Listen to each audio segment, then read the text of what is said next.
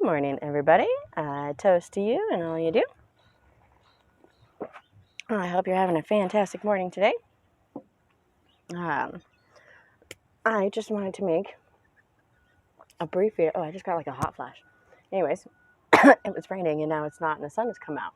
So, sorry. So I wanted to make a video about hair. I just cut my hair. You probably can't tell because it's really long. I only cut my hair twice a year, and I always cut my own hair.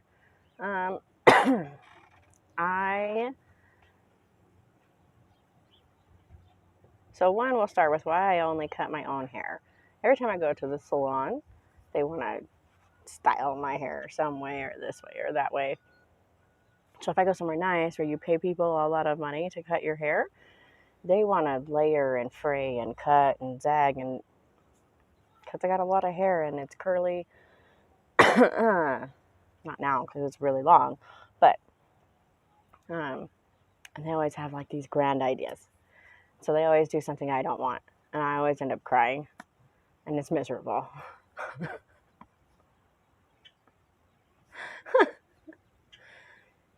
Because once they start cutting, sorry, Fred is over here, my Greckle, and he comes close. That's how I know it's him.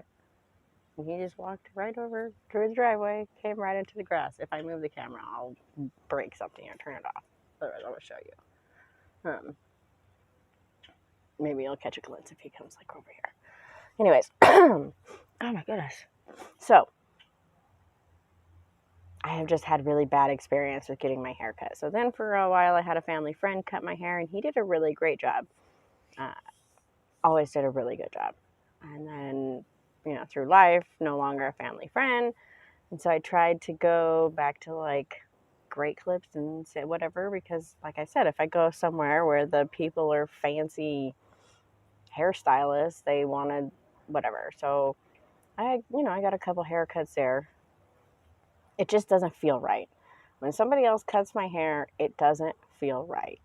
And that's something that's really hard to explain to most people because they don't understand. They're like, it's hair. It's like a byproduct, whatever that your body produces.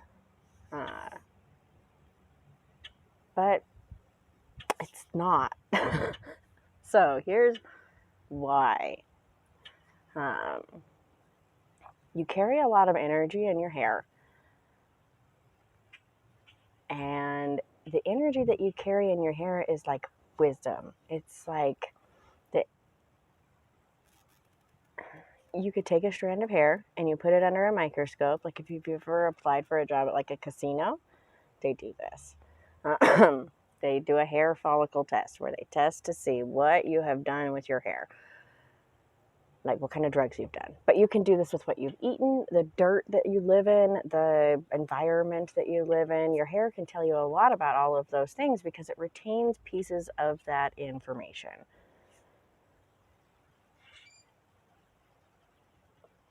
Now,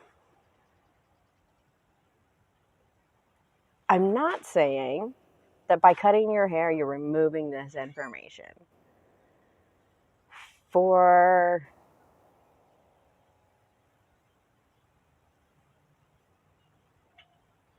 It's just this is one of those really weird, hard things to say. And like, I thought about this and I thought about this. I was like, okay, I have what to say. And then now that I'm saying it, it almost is like, and then, you hear those things are like, yeah, but what about people who keep short hair? So here's the thing. So your hair is like anything. It's a connection and an extension of who you are and what your spirituality is and how you practice. Now, I know some people, I have, a coven member who keeps very short hair all the time. And it's beautiful and amazing, and she rocks it, and I love it. But that's a personal extension of who she is in her practice. There was at one point where we as a coven were like, everybody has to keep their hair long because the majority rules. And she did. And then we were like, you have to get a tattoo. Because the rule is that you have to have a physical representation of the coven to show that this is part of, when you see us together as a group, you're like, they're a group. And we didn't want to like get matching hats. We have matching cloaks, but Um, it was our hair, and so we all had to wear long hair. But again, this isn't, this is the only way to do it. This is just an extension of you and who you are and how you connect with the energies. For me and my practice, my hair is a connection not only to my history, like my personal history and the things that I've done and the places I've been and what I've learned and gone through, but it's also a connection to my ancestors. The little bit of red that I have reminds me of my Scottish and Irish heritage. The little bit of blonde that I have reminds me of my Swedish and Norwegian kind of more fair-skinned Irish, or heritage, not Irish. Um, so it's just like a connection to my ancestors. It's also a connection to those of my past lives. There have been several past lives where I have been,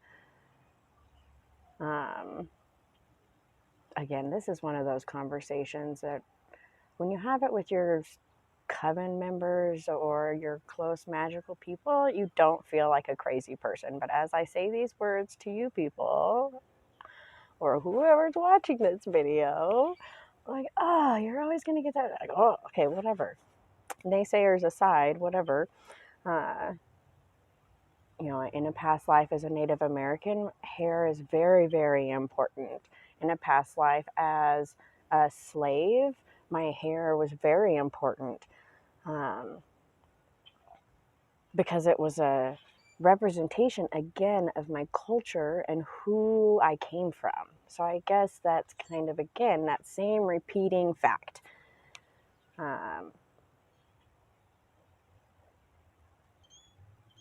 I'm just thinking about different cultures and how they keep their hair. And again, it's very true. If you're looking throughout history, like you have those cultures who keep their hair very tight and like, it has to be like this. And then their communities and their worlds and their everything are very much like that. For me, my favorite moments of being a witch are being outside when my hair catches the wind and it's like this.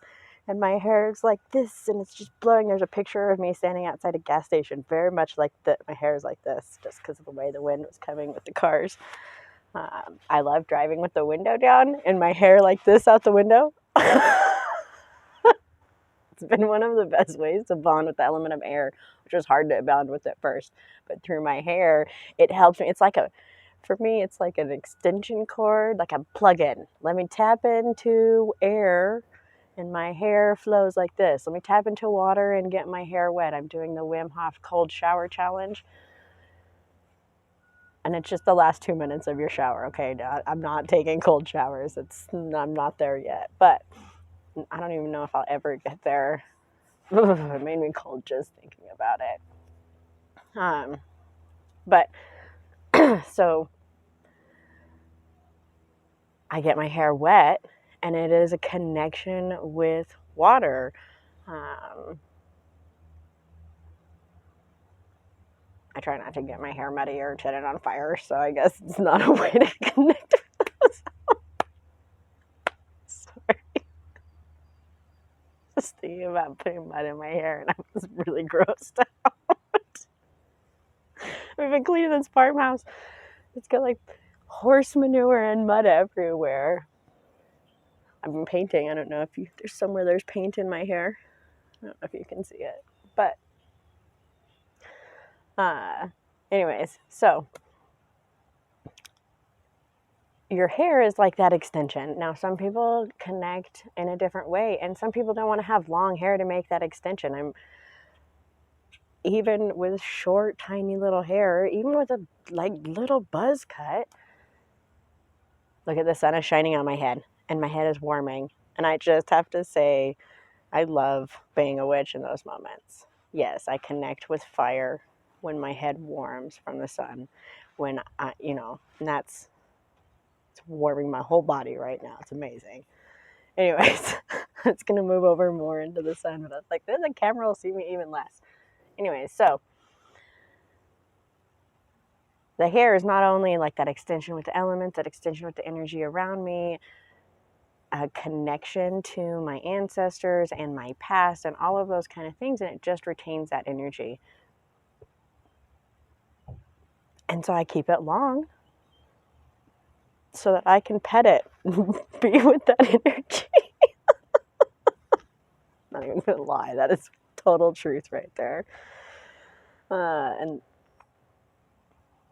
because it does help me make those connections. It helps me, you know, when you see my sister and I with our suit, my sister's hair is longer than I am, and she's probably like almost a foot taller than I am. Not really, but she is. And so her hair is really long and comparative. And it's just like you very much can see that, like, we've got long flowing hair and our long flowing skirts, and we're just like, and it's fun. And we set that aesthetic. And then that aesthetic at the same time is a magical connection. Because like I said, my favorite way to connect with air is to have my hair blowing in the wind. When you get your head wet and your hair is wet, you are very much connecting with the water, and your hair absorbs the water. And like Olaf says, all water has memory because it's been through at least 3 people, an animal, and I'm sorry, a dinosaur. Water is just like energy. It is not created or destroyed. It is just changed and evolved and rolled over into the next being. And so as you absorb that water into your hair, it's like, I just keep seeing the visualization of I'm going to have to watch this video. Hi, Spirit Guide. It's like an extension cord that you plug into the energy. Like, here it is, like, into this energy and into that energy. And you can do it short. It doesn't have to be all whatever. I imagine people who keep really short hair have the same thing. They're like, when I feel the hair on the back of my head getting blown in the breeze with the air, it's an amazing thing. So it's so funny. That is not how I thought this video was going to go. If you spot the spirit guide in the video too, let me know. But I swear, I just saw it. Oh, it's tripping me out. I can't get over it with Beltane. And the energy being really thin, it makes it much easier to see those kind of things. The Ganjas have been partaking more in my life. So that's been consuming.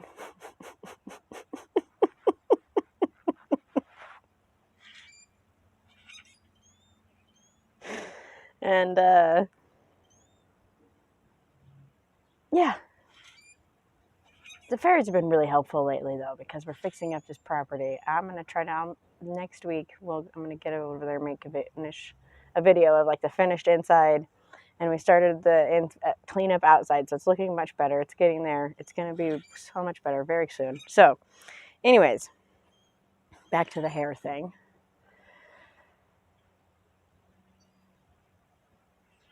So this, I don't know, you just see people who are like, you have to have it long, or you have to do it this way, or have to do it whatever. You can do it how it works for you and what feels more comfortable for you. and let it be that connection. Let it be that thing that helps connect you between you and other energies, because that's what it's meant to do, you know? I wonder, like, if I take a poll of like people who have some aversion towards their ancestral line or their history or their whatever, cut their hair. No, I'm just kidding. I don't know. It's just one of those curiosity things that brings in my brain. Like, is there some kind of disconnect? Or maybe you're a more connected person and more empathetic. So maybe empaths keep shorter hair. Or maybe if you're an empath and you cut your hair short, it will help you keep your shield stronger so that you're not automatically connecting. Because if somebody touches my hair, it's like, I'm no deep dark secrets. Please don't. I keep my hair tied up when I go out in public and do things like with people I don't know. Like, I don't need to feel those things from you. So maybe I'm curious about both things now. I'm sure I'm going to come up with 100 other questions. If you follow me on Facebook or Twitter or whatever, I'm going to post a poll here later about events. So I want to see your feedback if you do. So yeah, anyways, I hope all is well. Let me know, do you keep your hair long? Do you keep it long for your practice or because you just like the way that it looks? Do you feel like your hair is a part of your magical practice? I can't see anymore because it's so bright now at this point. I think that the sun was offended that I did not instantly like go to at the hot head because now